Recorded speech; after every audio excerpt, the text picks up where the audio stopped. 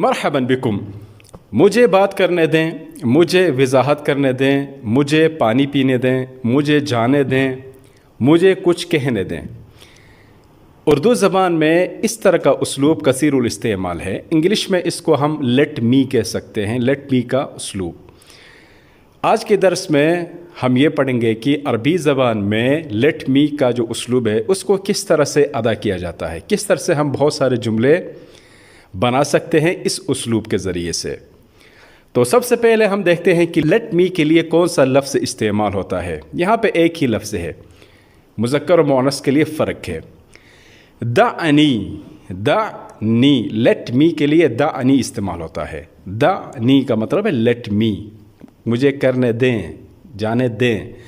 دعنی، let me, یہ مذکر کے لیے استعمال ہوتا ہے۔ اور مؤنث کے لیے دعینی، جب مخاطب مؤنث ہو، فیمیل ہو تو آپ دعینی کہیں گے۔ دعینی معنی ایک ہی ہے، لیٹ می۔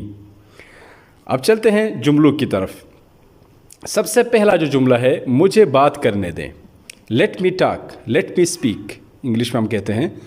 تو اس کے لیے ہم کہیں گے دعنی، اس کا مطلب ہوا لیٹ می اتکلم یعنی اسپیک۔ دعنی اتکلم، لیٹ می اسپیک، مجھے بات کرنے دیں۔ ایک اور جملہ، مجھے پانی پینے دیں، لیٹ می ڈرنک واٹر، مجھے پانی پینے دیں۔ دعنی، اس کا مطلب ہوا لیٹ می اشرب الماء، اشرب یعنی پانی پینے کو کہتے ہیں، الماء پانی۔ دعنی اشرب الماء، مجھے پانی پینے دیں۔ یہ دو جملے ہو گئے۔ ایک اور جملہ، مجھے وضاحت کرنے دیں، let me explain, let me explain.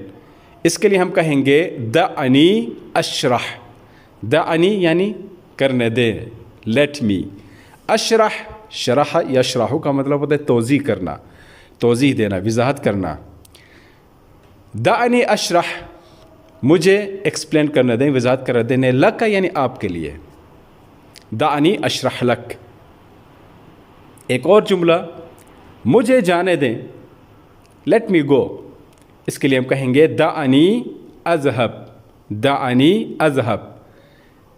دعنی کا مطلب ہوا ہے لیٹ می اذهب یعنی جانا، ذهب یذهب یعنی چلے جانا۔ دعنی اذهب، مجھے جانے دیں۔ ایک اور جملہ، مجھے کچھ کرنے دیں، آپ کس سے کہتے ہیں مجھے کچھ کرنے دیں؟ Let me do something, let me do something. اس کے لیے عربی زبان میں یوں بولیں گے دعنی اعمل شیئا، دعنی اعمل شیئا۔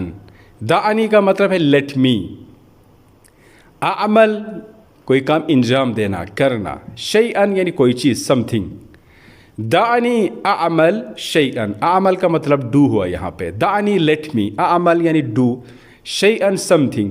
دعنی اعمل شیئا، let me do something, مجھے کچھ کرنے دیں، مجھے کوئی کام کرنے دیں، مجھے کچھ کرنے دیں۔